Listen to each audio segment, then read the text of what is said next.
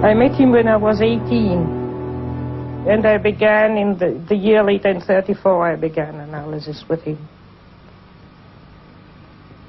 We went out there to the tower, and out of the bushes, suddenly we were standing around kind of, awkwardly, as one does, not knowing what was going to happen. And then out of the bushes came a man, and I was deeply impressed by him. I thought naturally he was a Methuselah, because when you are 18, you think a 58-year-old is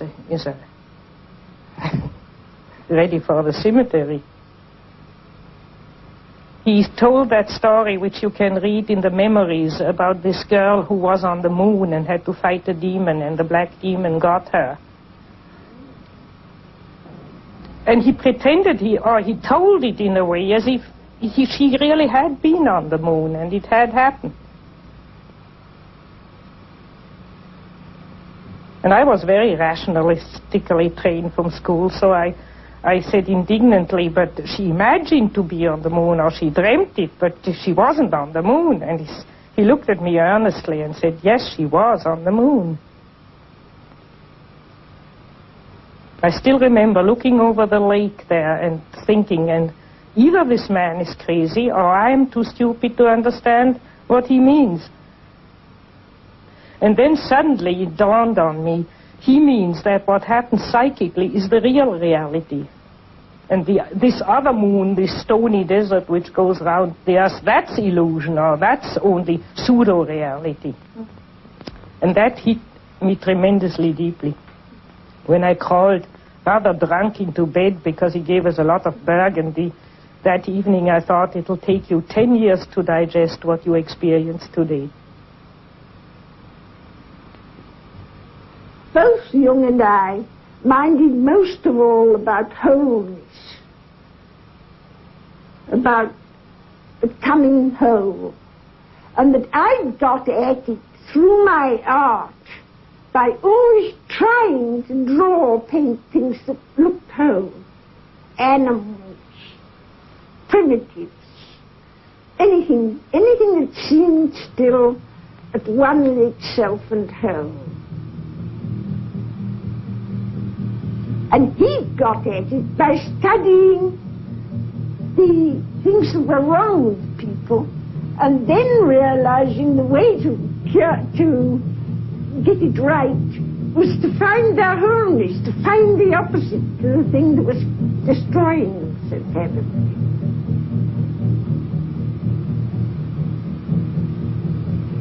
And of course I went through tremendous encounter with the unconscious. One always does in analysis, particularly with him. He didn't let you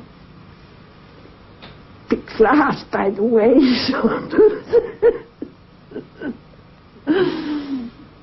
When you met him in the club, or when you met him privately or in analysis, it was always a man interested in the, I would like to use the word, in the supernatural food. Always. Yeah. And to the depths. And you see, you could come into his room in analysis, and he was just speaking about the dreams you had had before, last night. Not knowing them, but he was involved. He was so transparent for people. And that was a fascinating thing in the relationship with Jung. Therefore, everybody who knew Jung had the feeling he speaks one's own language.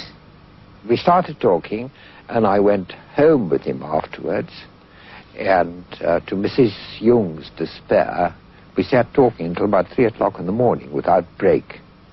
And again, I had this very strange feeling, although it was snowing outside, bitterly cold, that I was sitting around one of the first fires in a camp somewhere in the bush in Africa, talking, as you can only talk in those conditions. And I said to him, why don't you come back to Africa with me? He said, you know, when I came back from Mount Elgon and from Kenya and living amongst the witch doctors of Africa, he said, I found so much witchcraft in Switzerland I felt that I had to deal with all this witchcraft first before I could, before I could travel again. And he used to refer to himself as an old witch doctor. Very often when people asked him, "Are you a Protestant? Are you a Catholic?" he said, "Don't ask me these questions." He said, "I'm only an old African who finds his God in his dreams." And he really meant that. He really meant that. He had this tremendous human, almost animal warmth and immediacy. It was the immediacy of the laugh that got one. Schopenhauer said that humor was the only divine quality of man. And that Basel helped him with a lot. The Baslers have an extraordinary sense of humor. And their carnival is really marvelous. Jung took you there once to the Yes, he did. There were a lot of us. We went there the night before and got up at 4 o'clock, 3 o'clock in the morning, I think, to see the so-called Morgenstreich. And the procession comes through with lights. It's most impressive.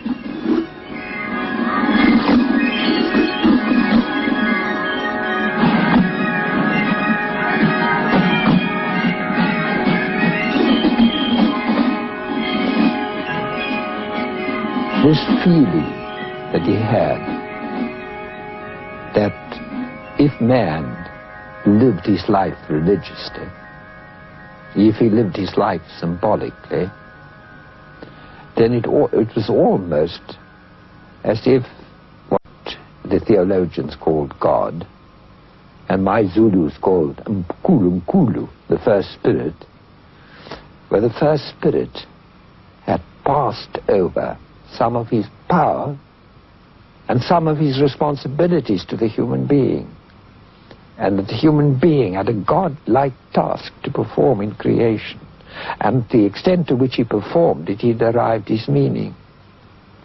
It's a very important part of Jung's thinking.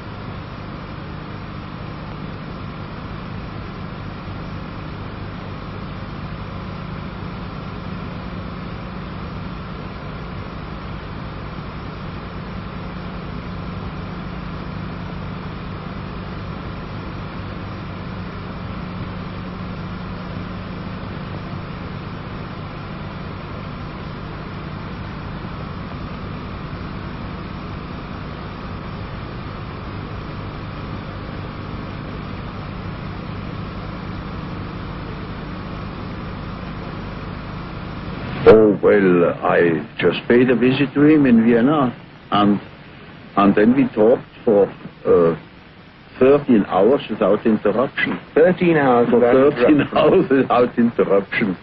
We didn't realize that we were almost dead at the end of it, but it was tremendously interesting. He was the old man and had a great experience, and he was way ahead of me, and so I settled down to learn something first.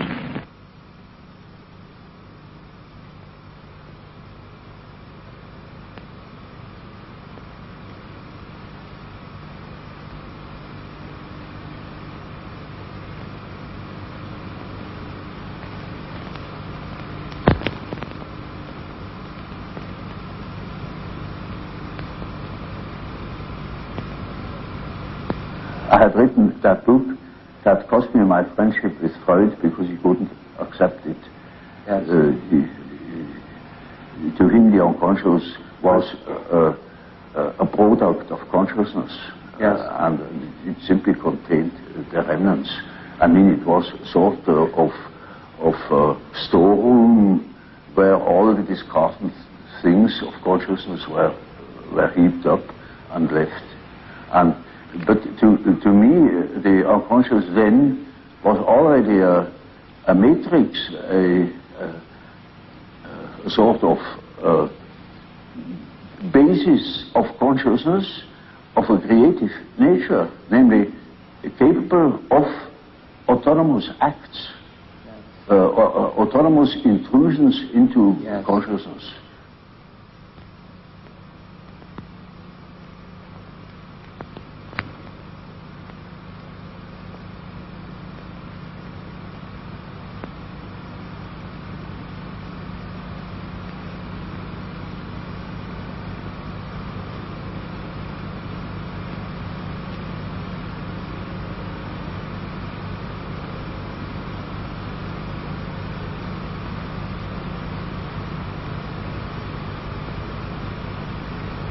Man's soul is a complicated thing, and it takes sometimes half a lifetime to get somewhere in one's psychological development. You know, it is by no means always a matter of psychotherapy or treatment of neuroses. This whole psychology has also the aspect of a pedagogical method in the widest sense of the word. It is something. Education. It is an education. It is something like antique philosophy, and not what we understand by a technique. It is something that touches upon the whole of man, and which challenges also the whole of man in the patient or whatever the receiving part is, as well as in the doctor. One of the tremendous things which Jung did was to always emphasize the aspect of man's totality. And our totality is not complete unless we take our human failings into it. It doesn't mean that I necessarily have always to live my human failings.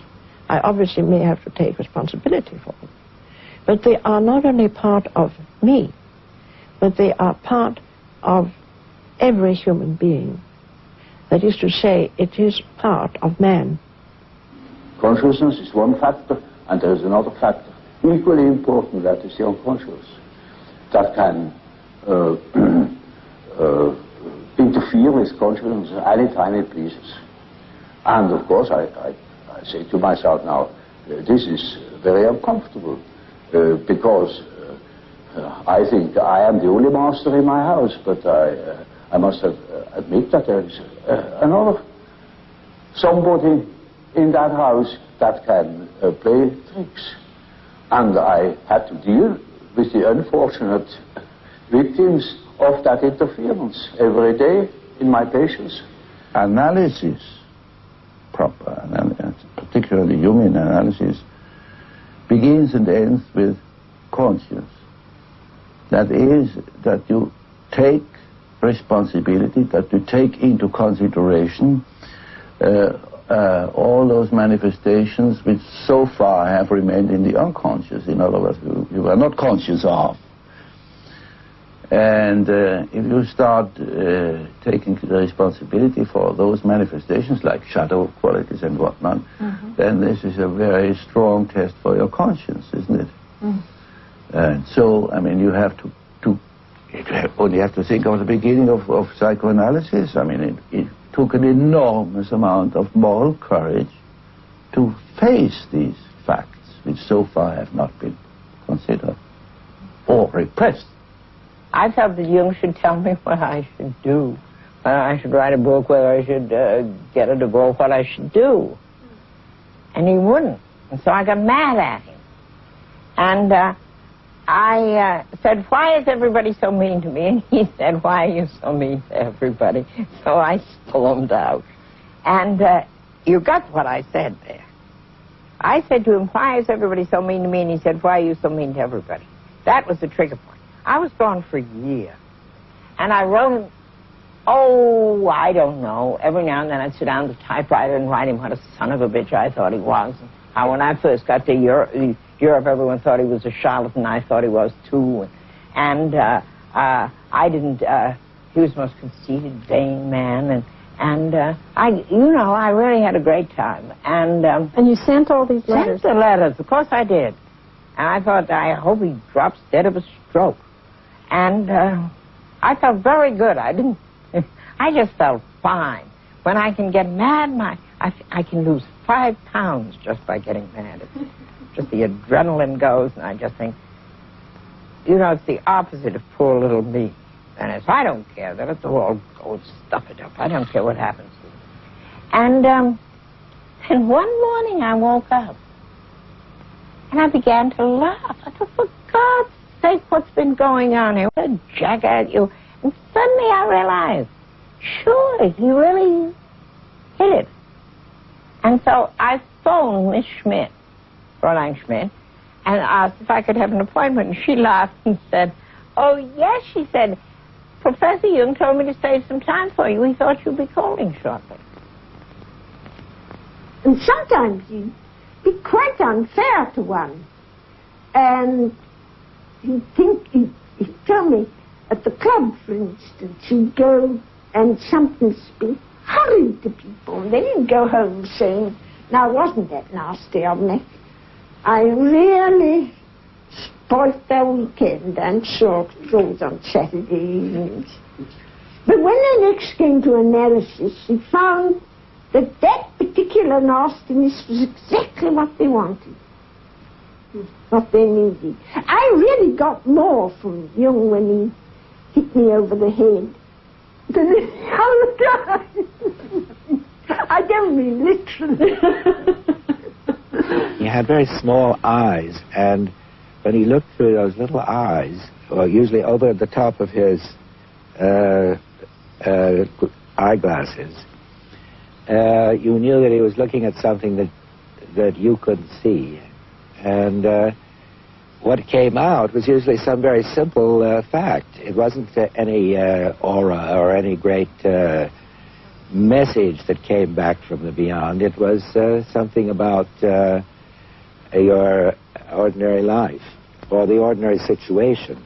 Now, I described a party where I felt the shadow got loose, with Jung in the center of it, where they threw a knotted towel from one person to another around a circle. Jung kept this thing going almost beyond endurance, and I fell down and broke my glasses, and somebody else skinned a knee, and at the end of the party we were all in shambles, but this was characteristic of Jung's intolerance of persona. He was so afraid that the party would stick on a polite persona level that he engineered it to bring out the shadow. And in the end, we all had a marvelous time. We all got drunk, and it was it ended very happily.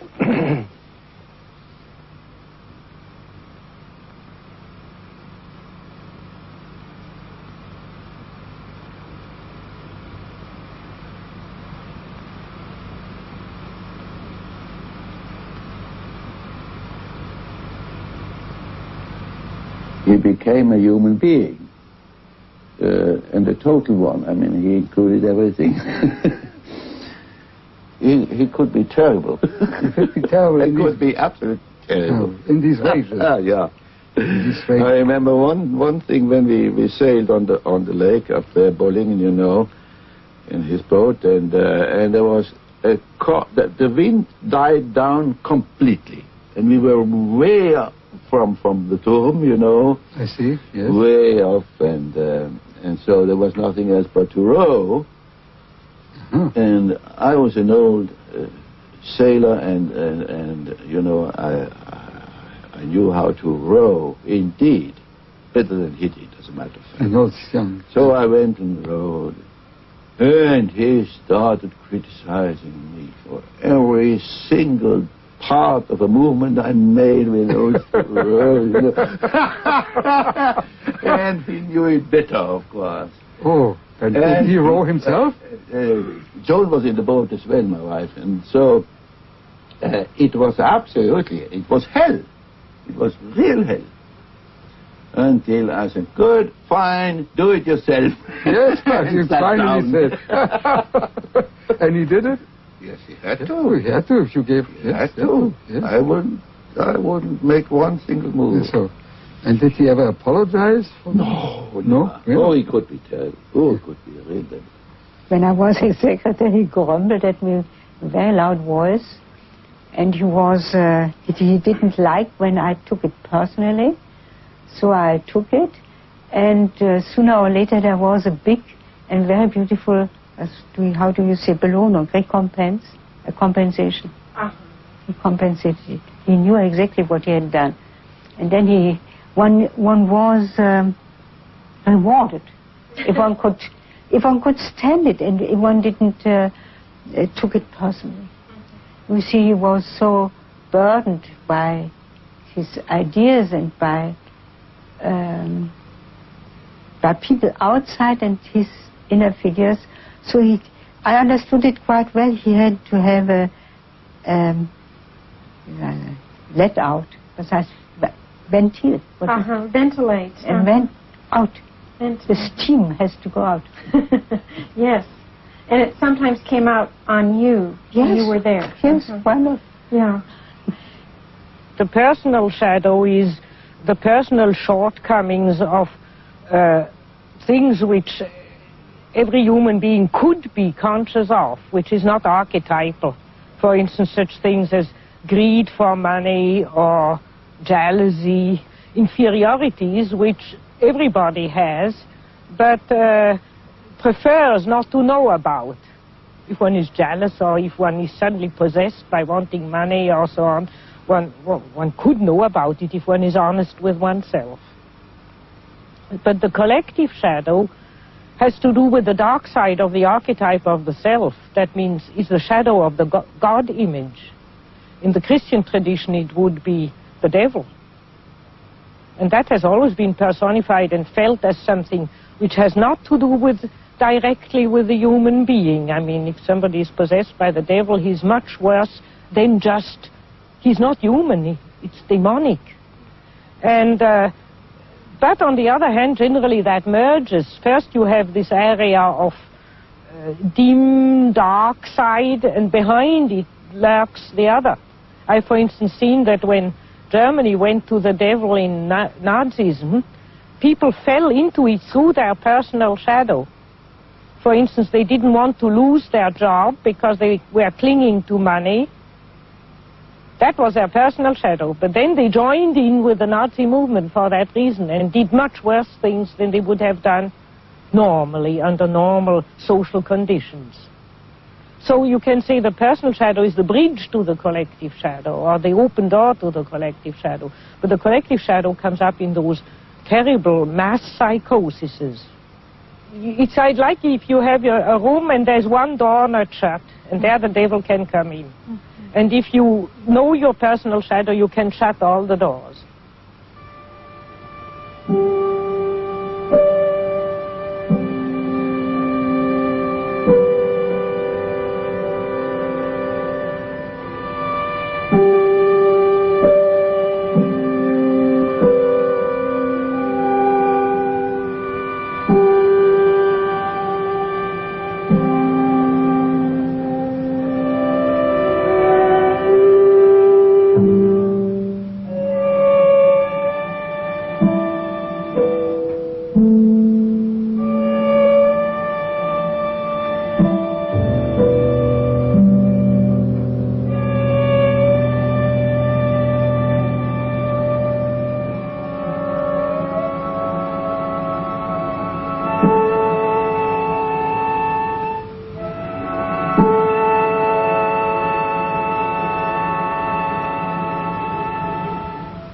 I think that it's quite a an important fact historically, that there were very few of us that intentionally became analysts.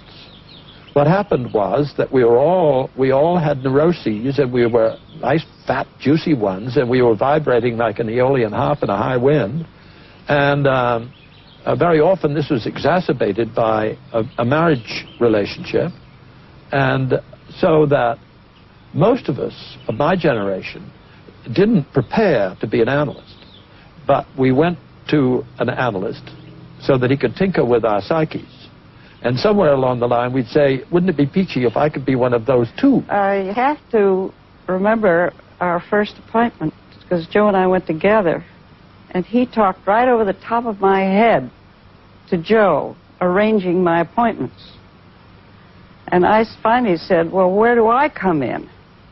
And he said, oh, that comes later. And I'll never forget that. Jane and I arrived in Zurich in 1932. We had a very deep bond between the two of us, but we also were very dissimilar. And so we got into horrendous clashes and crashes. We just were anxious to get a hold of... The other words, hands over his personal complexes. Then you get slowly and nilly-willy into the situation of a sort of authority. Yeah. You become a point of reference. You know you are in possession of all the important items in a person's development. Now you see, that creates an emotional relationship to the analyst. And that is what Freud called the transference. Yes. Which is a central problem of analytic psychology. It is just so as if these people had handed out their whole existence. And that can have very peculiar effects upon the individual. Either they hate you for it or they love you for it. Yes. But you are not indifferent to them. But I never felt as though I had too much transference. It didn't last too long because Jung, the one nice thing about, or the good thing about him was he gave so much of himself. He just gave you everything he had. So it wasn't as though you had a hangover. You got it all, you know? I never felt in awe of him. I just thought sometimes he was funny. When we used to have a little argument about God, he said, you know, I'm not so sure about God. I'm perfectly willing if he shows up, fine. I used to say to you, of course, if he shows up, he'll probably look like you. And, I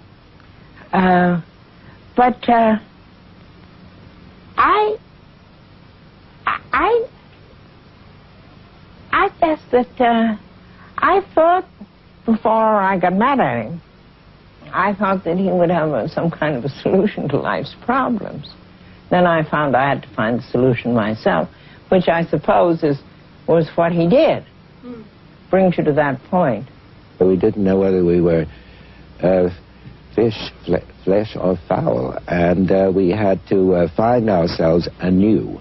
I dreamt that Jung was a Protestant clergyman standing at the pulpit giving a sermon, and we were all in the pews, and when he finished his sermon, all the others got up and began to chant mandala, mandala, the way they might in Christian times have said Hosanna. And this represented a worshipful attitude to Jung that was laughable, as you can imagine. So I thought, I hate to tell Jung this dream, but I did.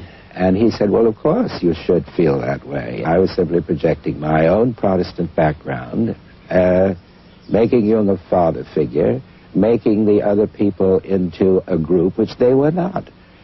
Freud always wanted to break a transference and to resolve it. To resolve it and to bring people to life again, down to the adaptation to life again.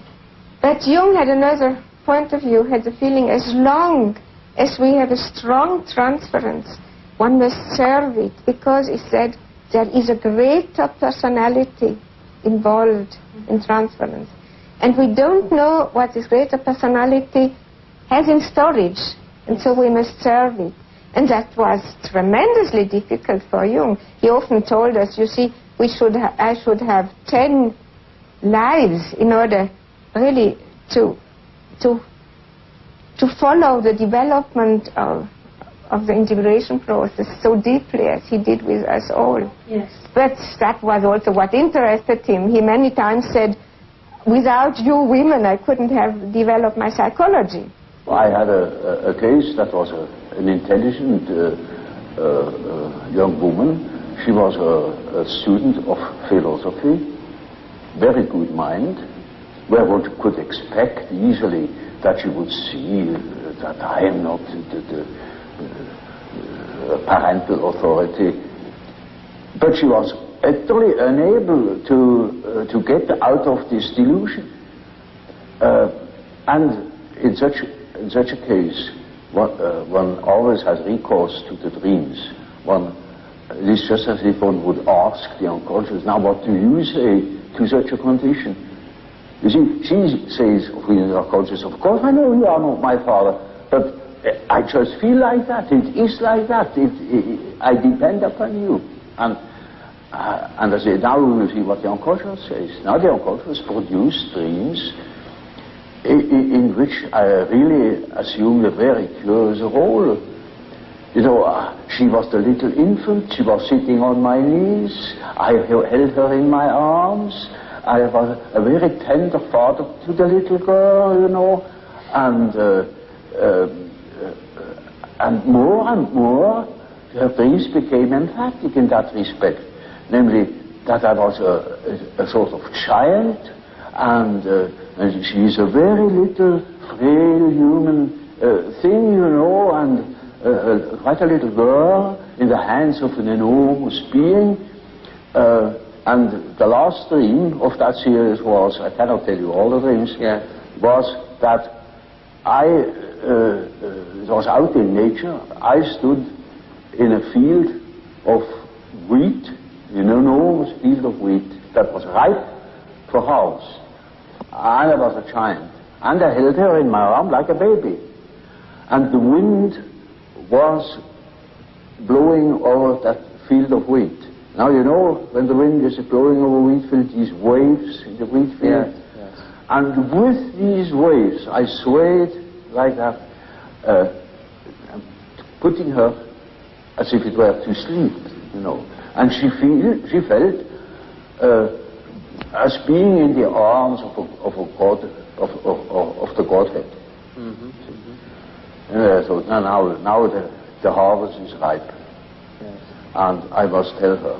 And I told her, you see, what you want and what you project into me, because you are not conscious of it, is you have the idea of a deity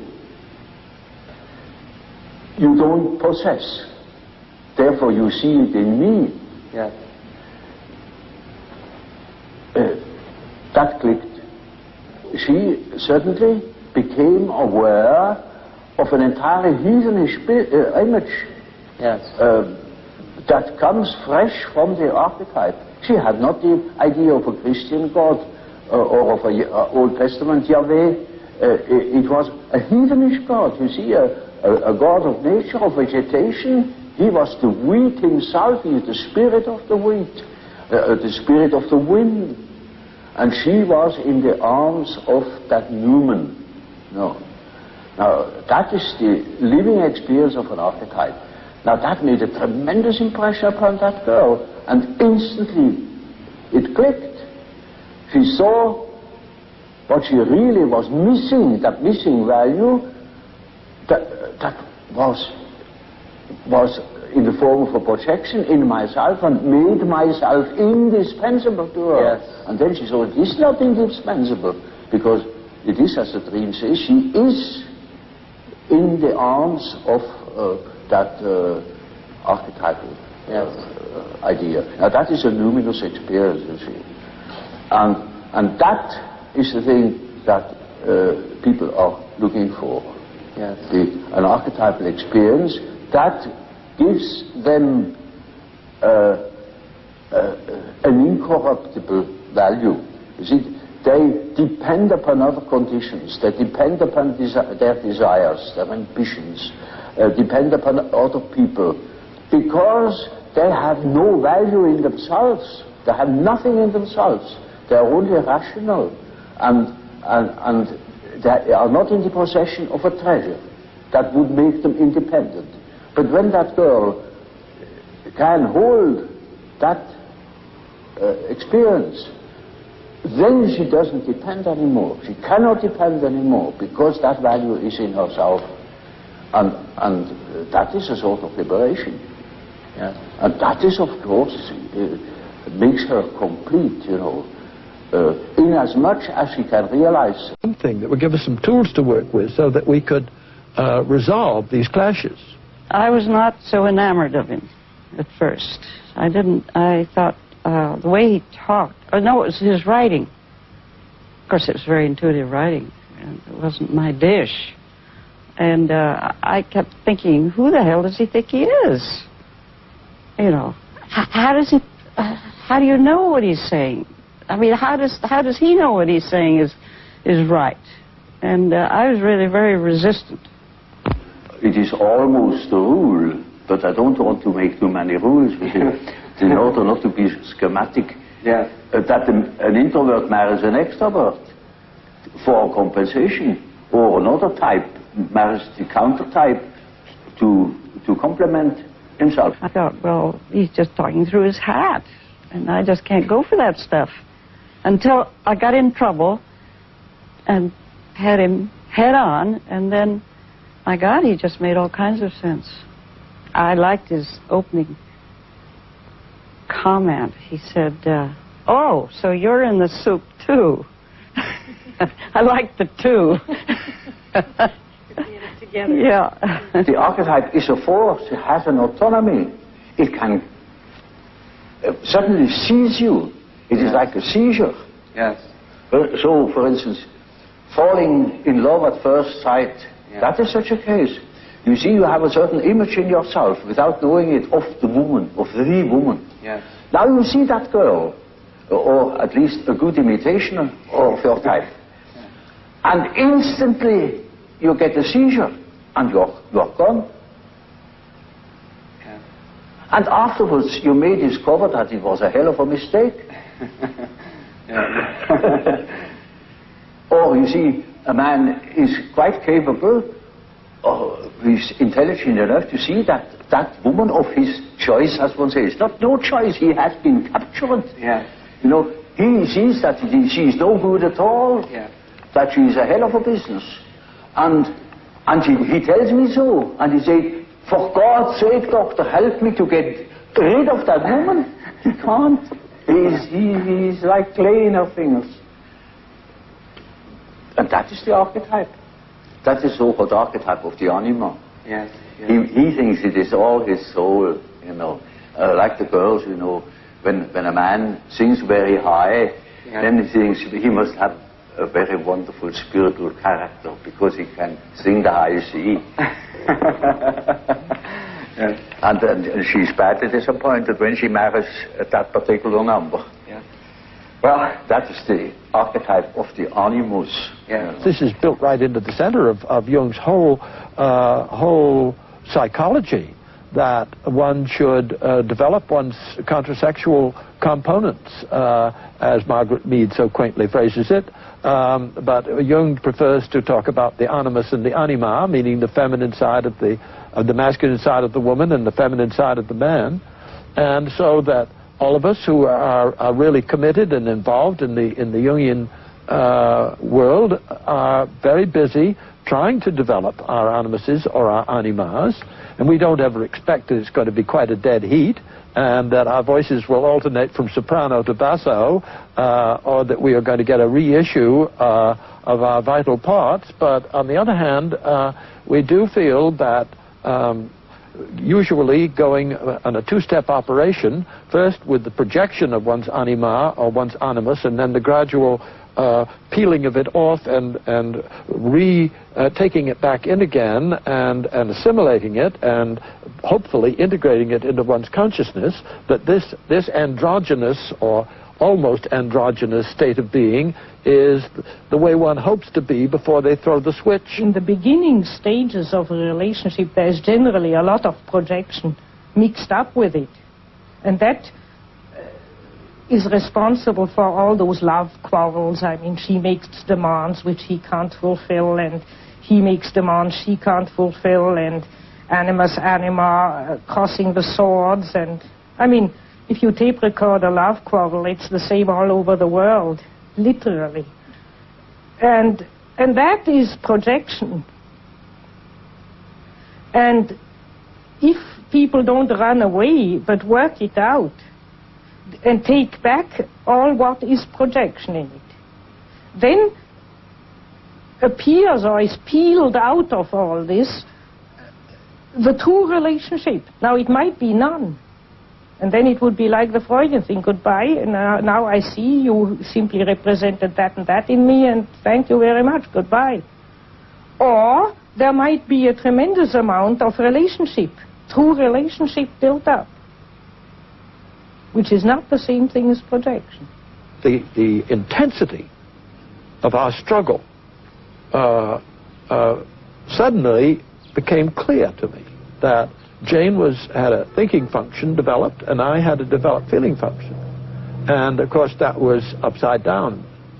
Everybody knows that men think and women feel, only what didn't happen to be so with us.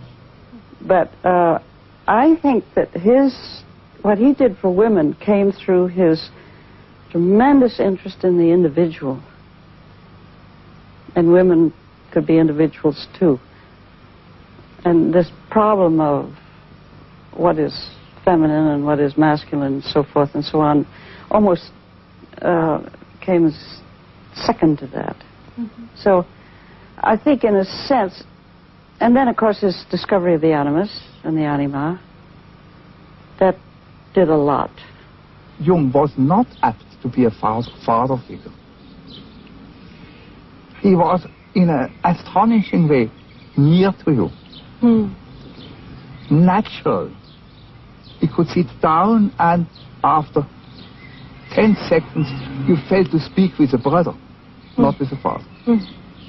And if you have had this brother relationship to him, where you discussed in a free way, where you accepted that he got angry, where you also were ready to get angry at him, as men do in an upright, clear way, it was easy to get along with him. But the moment where one thought that he was a father figure, he was for men very destructive. Because he was too irrational to give a guidance as a father.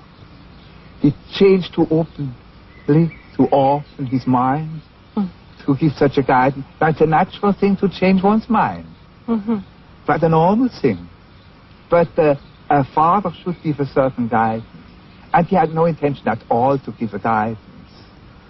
So for men it was often difficult because the moment men look, and many men look for a father, whereas with women it went along very much better because a woman doesn't look so much for a father, she looks for a lover. And he was charming, seducing, and there he offered transference, often a little bit too much. But with a great healing power. Well, what about the atmosphere in Zurich at that time? Well, that's what put me off. Oh, the cultism was just reeking. It was just awful. There were the transferences. And I swore I would never get a transference. That one thing I decided right away, because it just looked too awful. I mean, these people were just goofy. And but I got a transference. Couldn't help it. Couldn't help it. Because I mean, after all, you get a transference because what's missing in you has got to be seen in somebody else. And there was plenty missing in me, you know, and with a man of Jung's caliber. There's a lot missing. It is a regular observation that when you talk to an individual, and this individual gives you insight into its inner preoccupations, interests, emotions, such a luminous experience, she is able to continue her path, her way, her individuation. The acorn can become an oak and not a donkey. If you have a relationship to C G Jung, then you have to work on it, and the meaning is a result, perhaps, you see. One can say I projected on him a father, but I also projected on him a mother, you see. And the one who accepted me, I could say. And from this, in the course of the years, I found a place in this world. I found a place in myself and in the world. A transference is a projection. Yes. So I projected on him this and that, and he took it seriously, and he acted accordingly. But he never laughed at it. He accepted it. He accepted it. I remember once a patient wanted to marry Jung. She was convinced that he was the man for her and for her lifetime. In vain, Jung explained to her that he already was married. She continued to be convinced, and therefore Jung accepted. She went on, prepared a marriage dinner, had printed cards, everything was ready. Jung continued to accept in full confidence of unconscious reactions coming from the patients or from him. And the day before the planned marriage, he got an express letter from the patient telling him that this night God had told her that unhappiness, the marriage would not be possible. The patient came out of her psychosis, had always in her memory this event, and was completely balanced afterwards.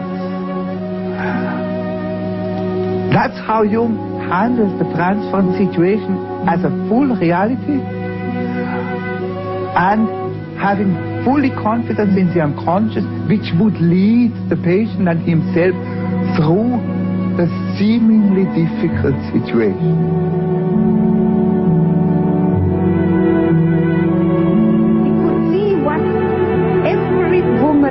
Was really substantially like and helped her to find her main interest, literature, politics, psychotherapy, or astrology, or what you want. He had an art to follow a person until she found herself. And the value of transference was great for Jung himself.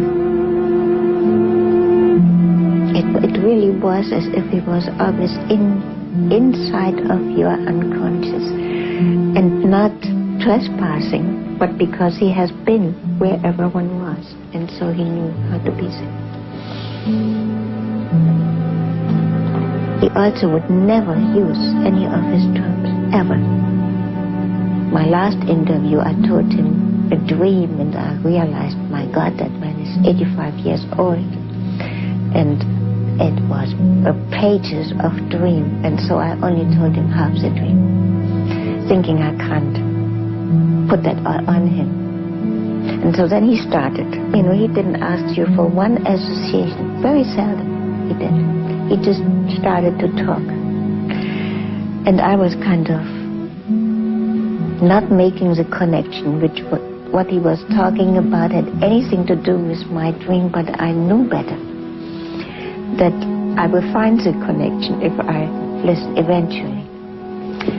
And suddenly he said, oh, that is as if you dream. And he told me the second part of my dream, which I hadn't told him.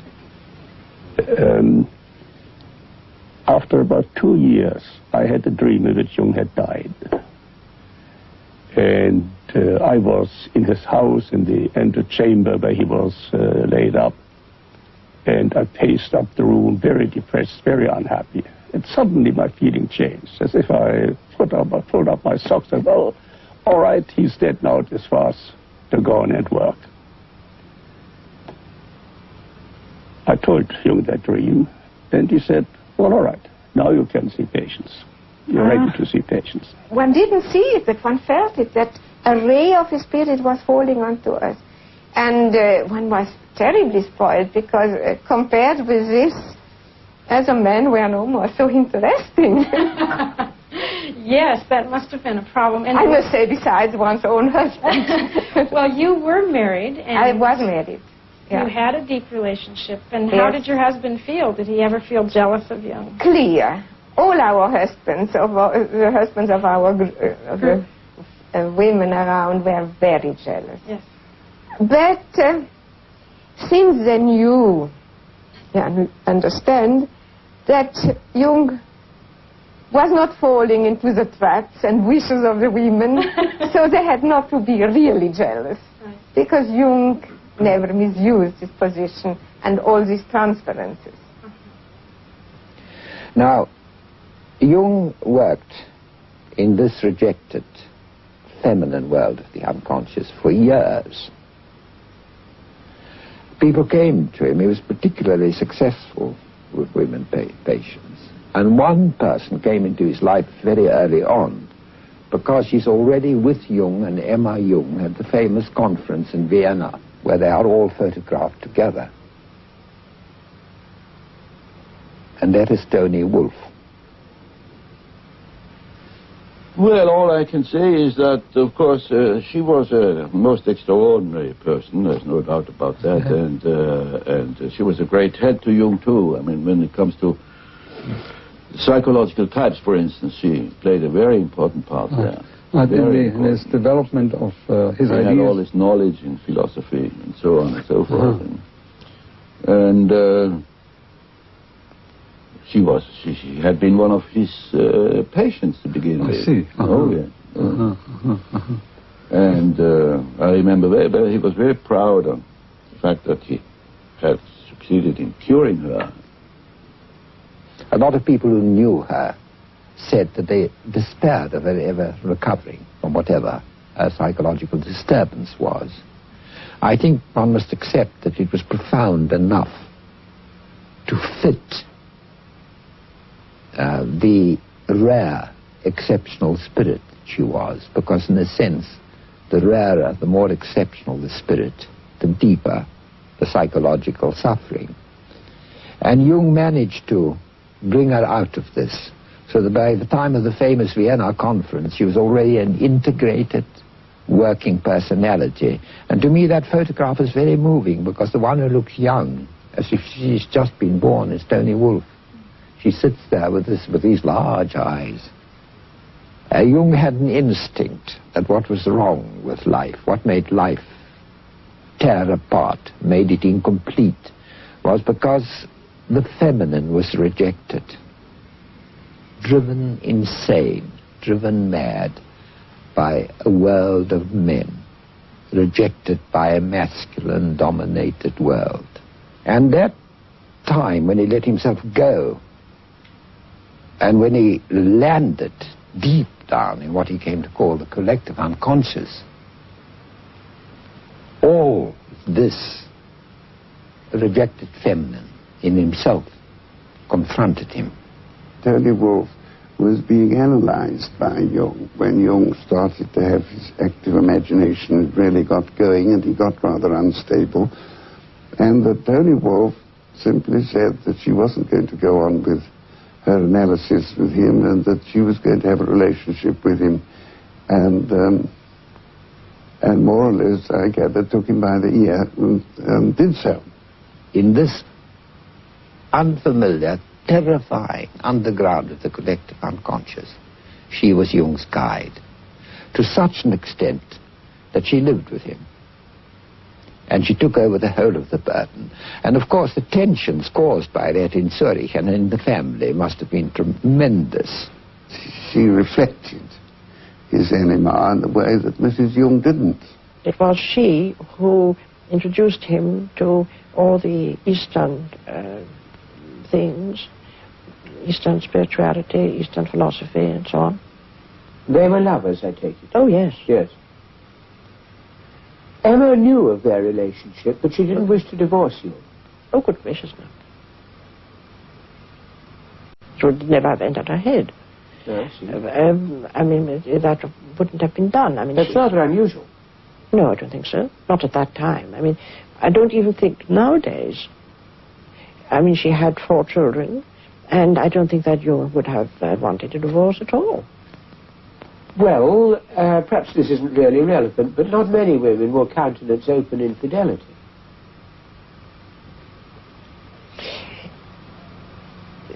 Please forgive me. I am not so sure if that is not a kind of British, maybe even English prejudice, conditioning, or something. I think that... I think it's an American one, too. Is it?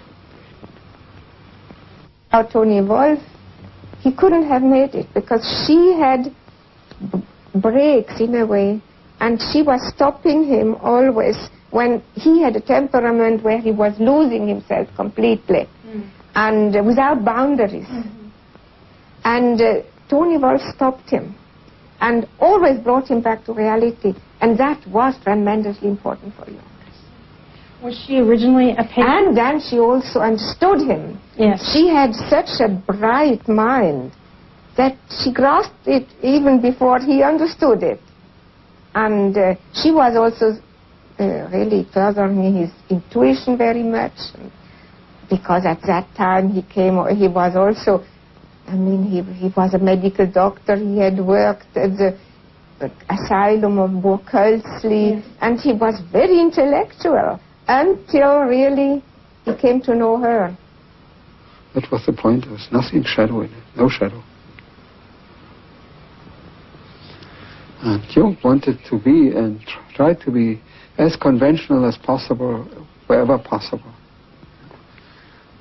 So that in the inner world, and in his relationships with both women, he could be as unconventional as he really was, as unique as he really was.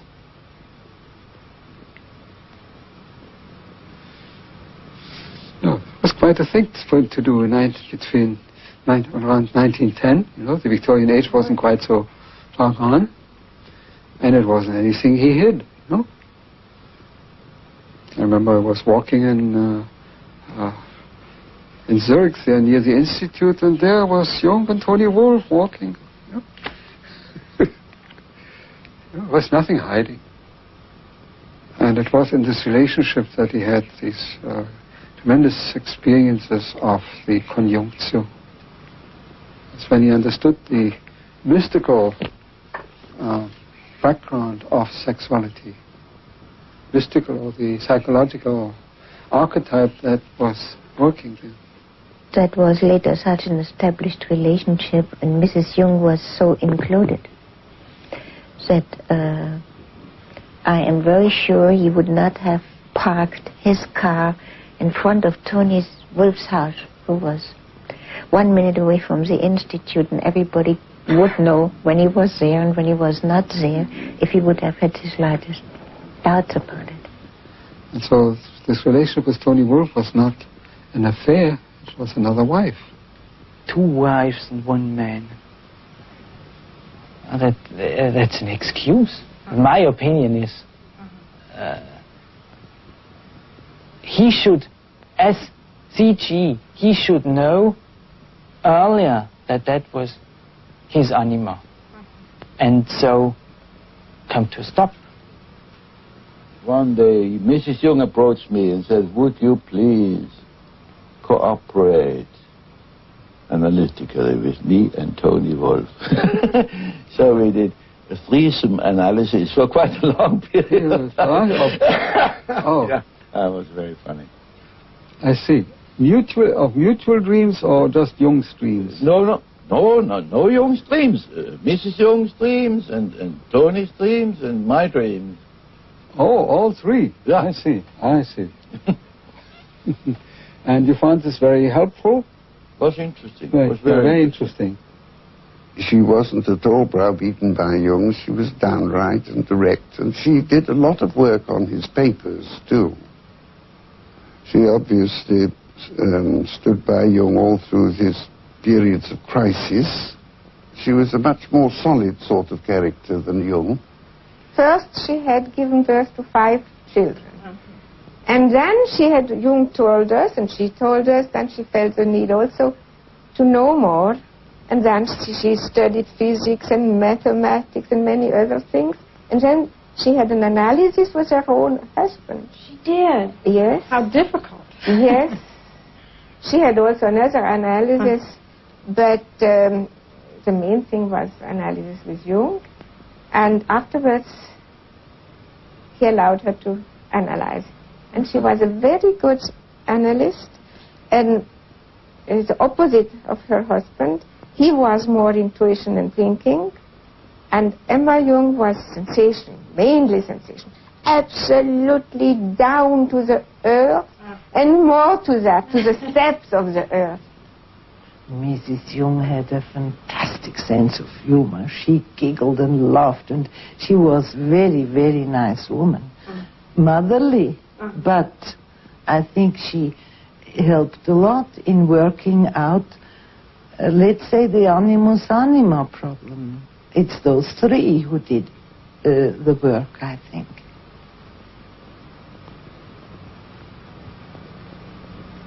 Emma Jung said to a close friend of mine just before she died that she had never ceased to be grateful in her life for Tony Wolfe, because Tony Wolfe was able to do for her husband something that she could not have done. I think what's remarkable is that they made it. And I think they're the ones, that Tony and Emma are the ones that made the threesome situation possible. They worked out something between them. Jung, in his dedication copy of Answer to Job, wrote, well, I have to translate it, unasked dropped from heaven. Ungefragt vom Himmel gefallen. So, no, I think naturally the relationship changed, the relationship do change, but it existed.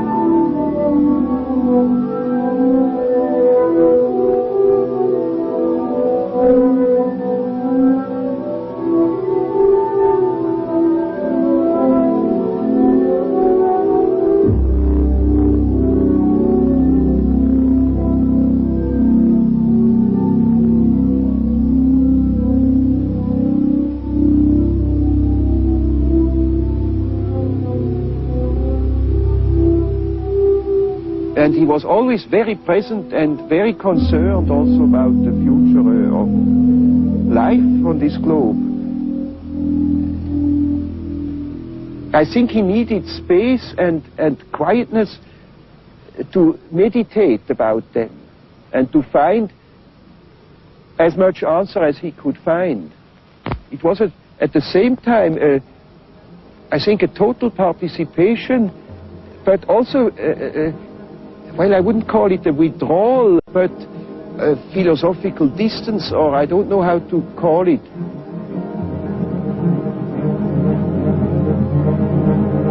He went to Berlin so often during the year, and he did all his reading up there. Most of the reading was done there, and also most of the writing? Also the writing.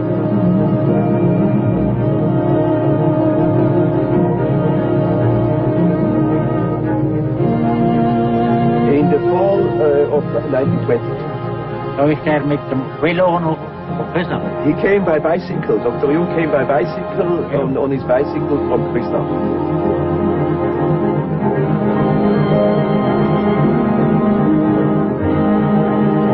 The western part of the land was sold by Mr. Hugenbach's father to Dr. Jung. Mr. Hugenbach's father and Dr. Jung had a very good relation. That's the Brüder. Gerade am Bild. Ja, nein, das ist schön. Und der Brüder auch noch. Großvater und ja, sie hat das im letzten Moment beschlossen. Ja, mit jedem Trick. He spoke with everybody. And when they were in trouble, you see, for instance, with bringing in the hay before it came raining, Dr. Jung would help them.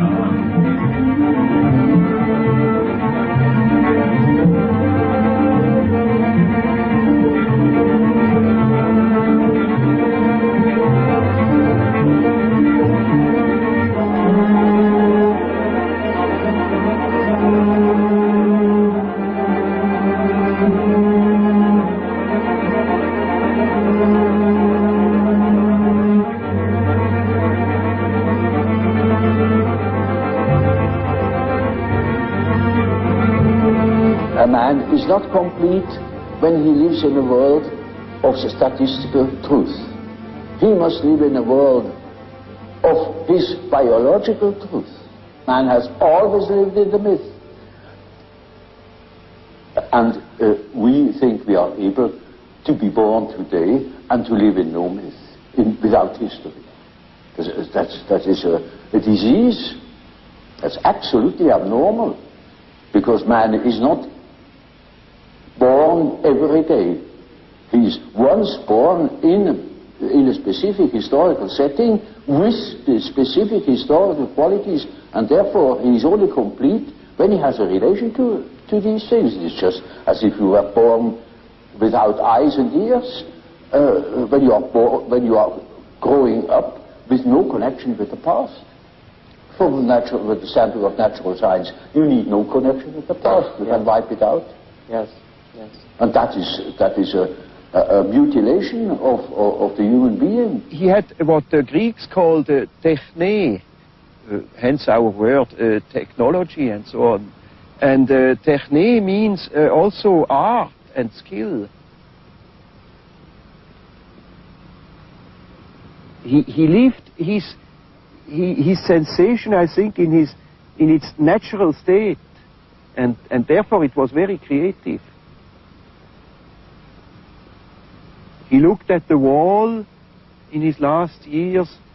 You see the irregularities of the stone would create that picture, and then he would carve it out.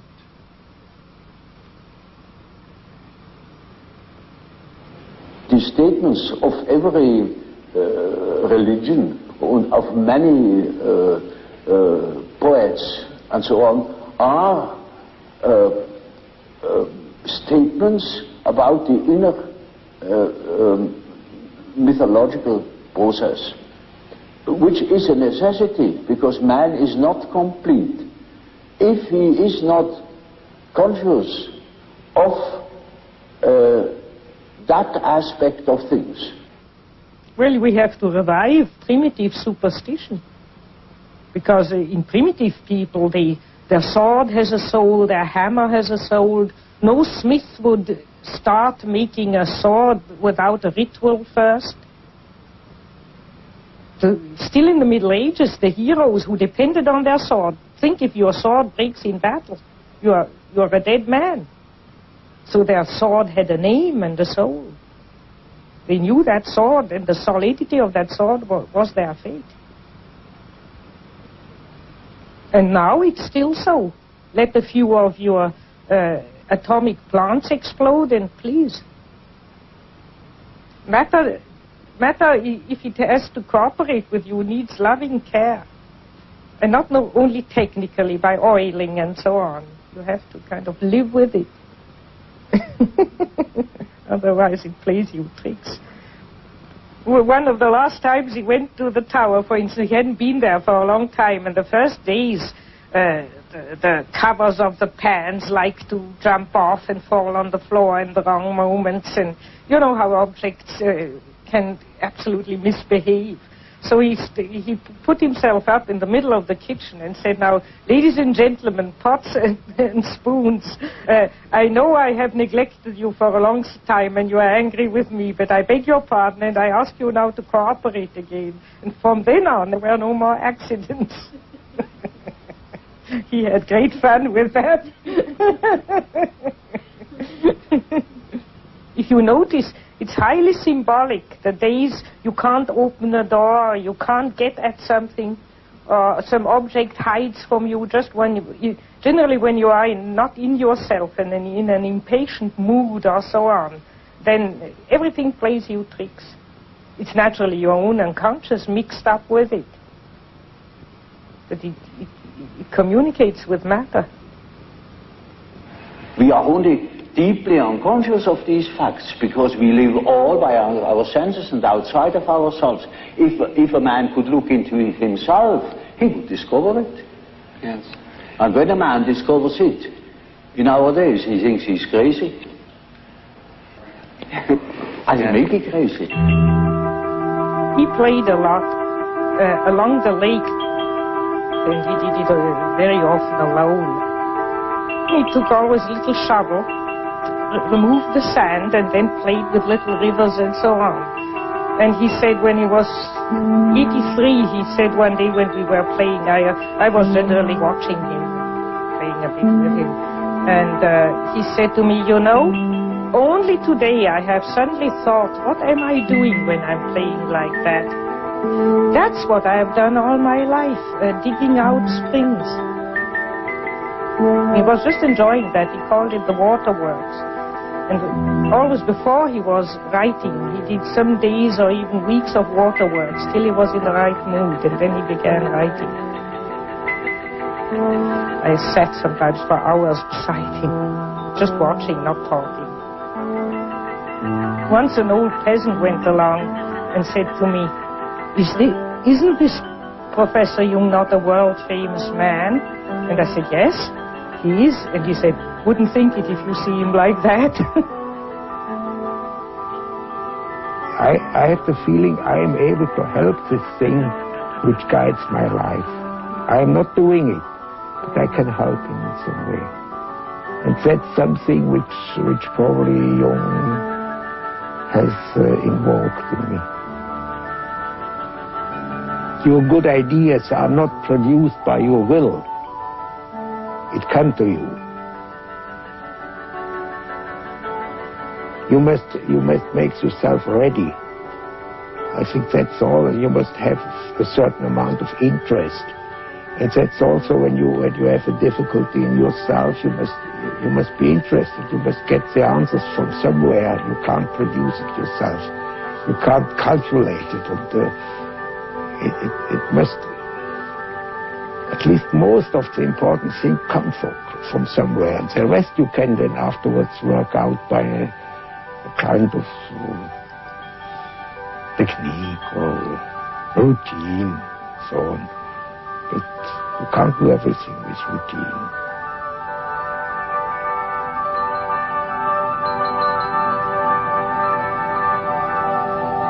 I was always looking at the present moment has evolved out of the past. And we can construct or even predict our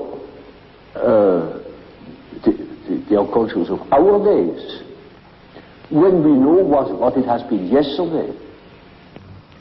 And when I heard Jung talking about alchemy, it was like a revelation for me to see how, because there are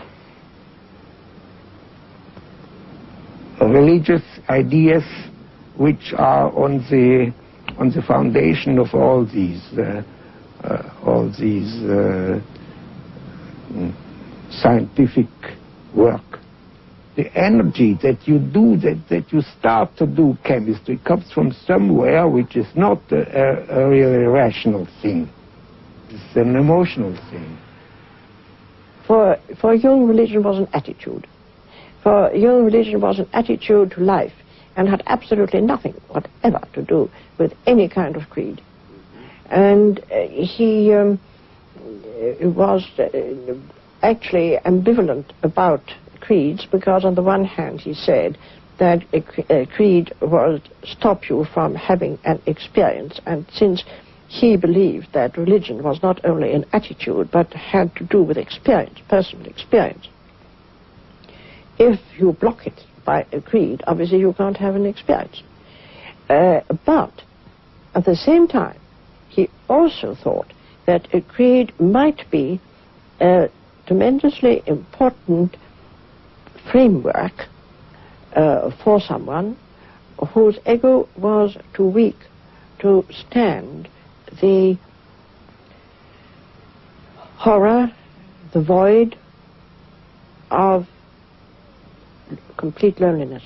He was always saying, why don't the priests go down with me into the collective, into the unconscious of modern man, to learn what the modern soul is about before they start to cure it, because nobody would look at the soul of man in the modern way. They all behaved, as I said before, as if creation was accomplished, if the soul was an accomplished fact. And it wasn't. That's why the book of Revelations had so much meaning to Jung. And that's why he saw it having its place in the Bible. You know, Calvin fought very desperately to have the book of Revelation removed from the Bible, because he called it a dark and dangerously obscure book.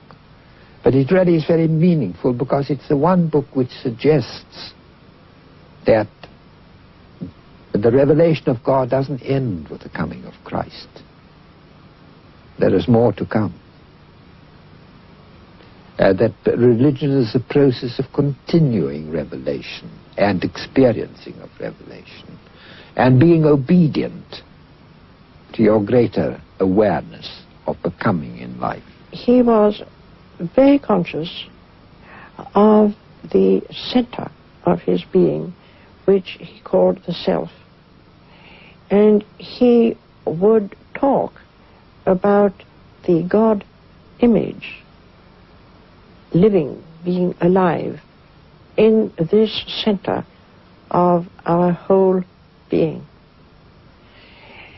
He always said he did not wish to discuss the existence of God, because this was a metaphysical question which he was not prepared to go into. But from the psychological point of view, he knew that the God image was within oneself. The God image changes. God does not change.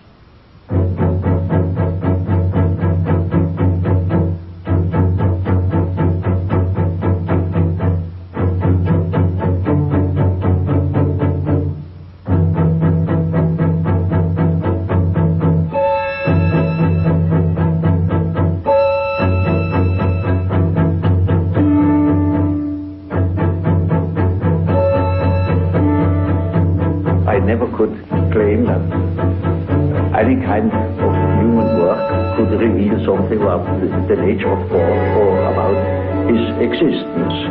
I only know that the idea of God is a pattern, an age-old pattern, a primitive pattern that always has been and never lost its, what we call, luminosity.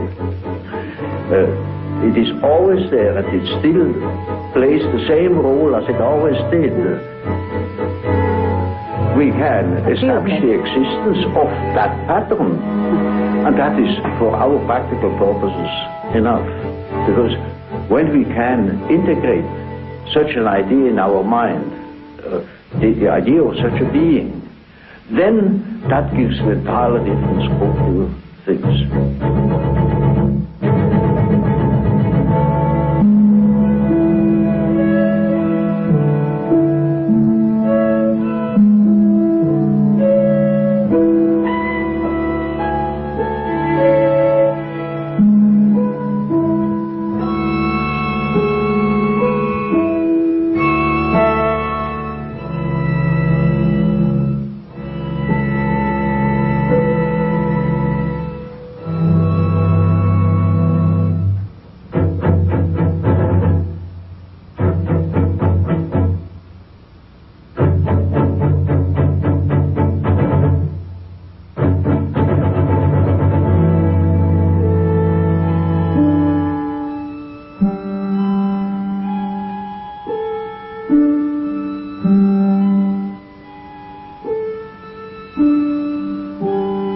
Does not project, you see, just because does not confuse the image of God that exists in man with God himself, who says he cannot make any statements about God, but about the image of God as it exists in the human being, you know. And so this whole ego-self relationship is really at the basis of Jung's work. That's all it is about, you know. And the self-experience as something inside man, but not the same as the ego. You know? But he doesn't project it. Jung puts the burden squarely on each person.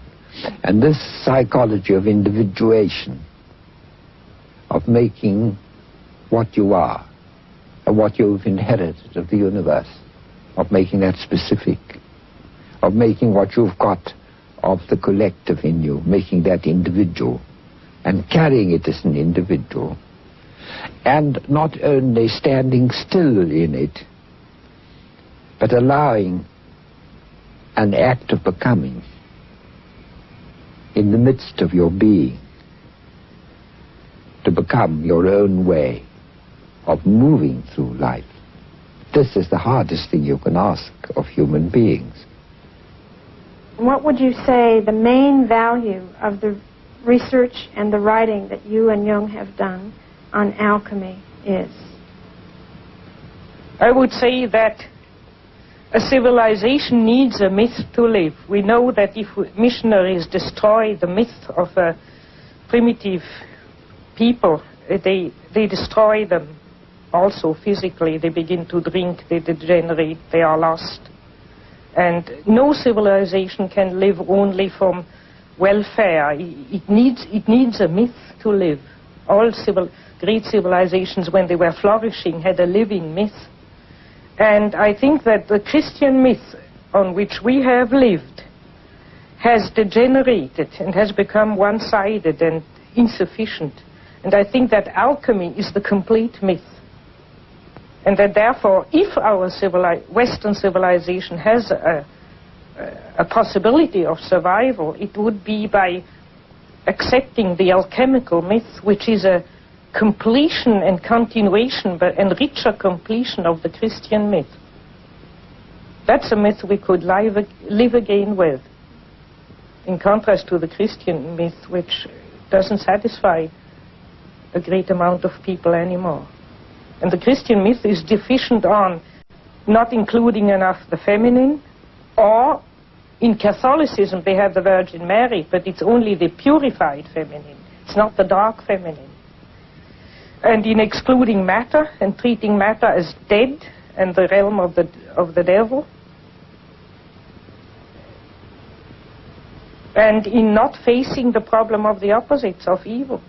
And alchemy faces the problem of the opposites, faces the problem of matter, and faces the problem of the feminine. The three things which are lacking in Christianity. And therefore it complements the Christian myth and could revive it too that way. For 2,000 years, the Christian religion has told you to repress evil. And look at the damn thing now. It began to be so visible at the First World War. And that's now a very great many years ago, isn't it? So when it's on a much grander scale, much larger scale, the possibility. Oh, far. Far. What is it? What did we learn from alchemy? It's finally that in each of us there is a rejected part, the which can become the cornerstone, like it's written in the Bible. And we have to be aware of the stinking side, of the bad-smelling side, of the, as Jung says, about the urine, about the excrement, and all that in our lives. And this is the beginning of the way of God. This is the beginning of the transformation. The psychology of individuation has nothing to do with politics at all, because it deals with the ultimate values. But yes, it has shattering political implications. And I think we are not now, we cannot behave as if this journey into the collective unconscious hasn't happened. Because it has happened, we can't plead ignorance anymore. It has happened, and because it's happened, because we are facing a universe within, objective universe within, as great as the universe without, we can never be the same again. We cannot ignore it. And it has enormous political consequences for us. And the kind of society, the kind of politics that will save us will have to be where more important than any other quality in our politicians. We must demand psychological illumination, psychological awareness, because otherwise we get people sparring with their own shadows. Otherwise you get nations, as we had in 1939, like the Germans, projecting their shadows onto the Jews. And then when they were eliminating the Jews, onto the Poles and God knows what not else, you see. And Jung often said to me, he said, the human being who starts by withdrawing his own shadow from his neighbor is doing work of immense, immediate political and social importance. What you would call the personal shadow of people didn't upset him. He just grumbled and cursed a bit, but that's not the problem of evil. It's that major evil of complete destruction which worried him. And his real approach to that was the inner work yes, that he did. The only thing you can do, to confront yourself with it where you are. All the rest, all the benevolent, if benevolent preaching would help, then we would be out of the trouble long ago, because we get a lot of benevolent and reasonable preaching, but it doesn't help. So the only place where you can really put the hand on it and deal with it body to body, the problem of evil, is in yourself. And there you have the hope to change something, but the hope to change the world is a childish illusion. As we've seen, the collectivist pattern taking over all over society, the paradox is you get a form of totalitarianism which is producing collectivism, then you get a kind of creation of greater and greater monopolies of commerce, bigger and bigger business, producing a kind of organization man, which is the equivalent of the totalitarian organization man, where this individual thing disappears. And really, this kind of this kind of politics of individuation, which you might call democracy, ceases to exist. And this is the point where we've reached at the moment. And at this point, all that's inferior, which Jung used to call the shadow in man, tends to come to the surface. the world hangs on a thin thread. Yeah. And that is the psyche of man. Nowadays we are not threatened by elementary catastrophes. There is no such thing as an H-bomb. That is all man's doing. We are the great danger. The psyche is the great danger. What if something goes wrong with the psyche? See? And so you see, it is demonstrated to us in our days what the power of the psyche is of man. How important it is to know something about it. But we know nothing about it. Nobody would give credit to the idea that the psychical processes of the ordinary man have any importance whatever. One thinks, oh, he has just what he has in his head. It is all from his surrounding, his thought, such a thing, believes such a thing. And particularly if he is well housed and well fed, then he has no ideas at all. That's the great mistake. Because he is just that as which he is born, and he is not born as tabula rasa, but as a reality. Yes. Jung had a vision at the end of his life of a catastrophe.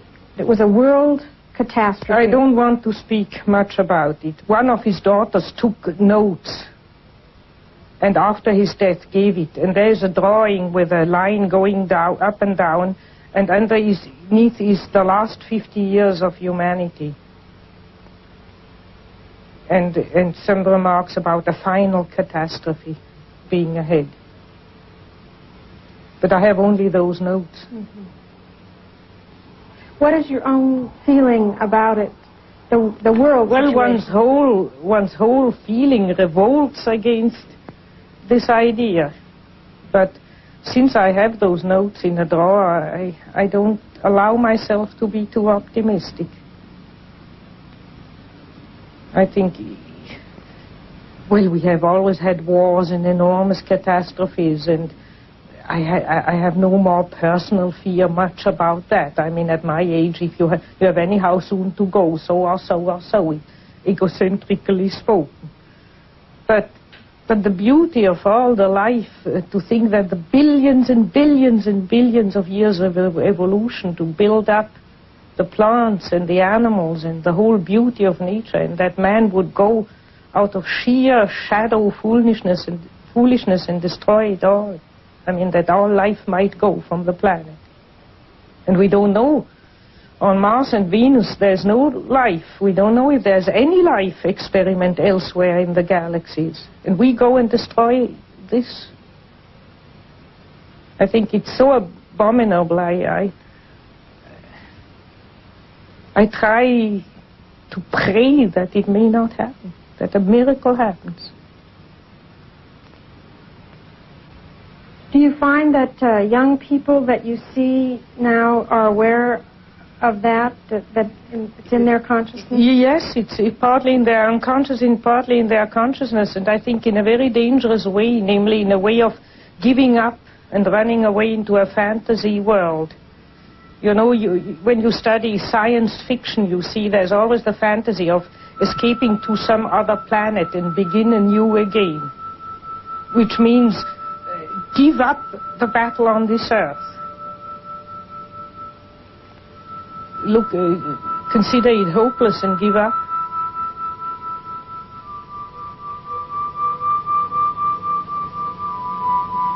I think one shouldn't give up. Because if you think of answer to Job, if man would wrestle with God, if man would tell God that he shouldn't do it, if we would reflect more. That's why reflection comes in. Jung never thought that we might do better than just possibly sneak around the corner with not too big a catastrophe.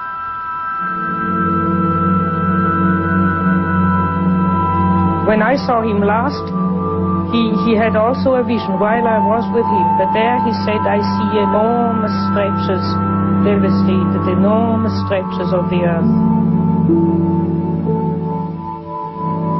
But thank God it's not the whole planet.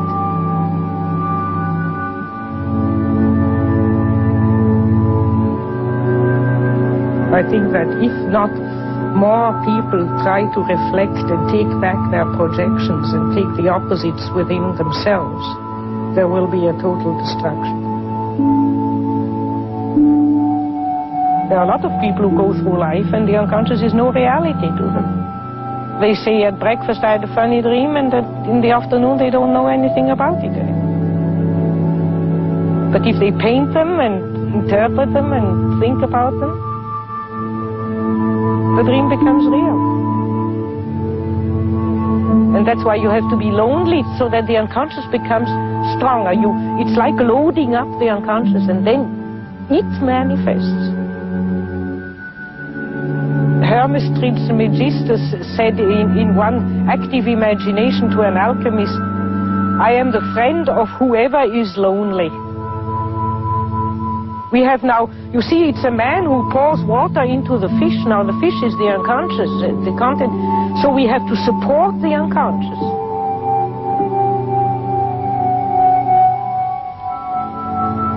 It's not enough to just have it. We have to actively turn towards it and support it so that it then helps us. Many people are not in analysis, but if they are naturally gifted, which I would call if they are honest, they can find these things without analysis. I've lived in this tower sometimes 3 weeks alone without speaking to one word to anybody. And I sometimes thought I was going off my head. But the unconscious became alive. It was my partner. There are no other similar beings like man that are articulate and could give account of their functioning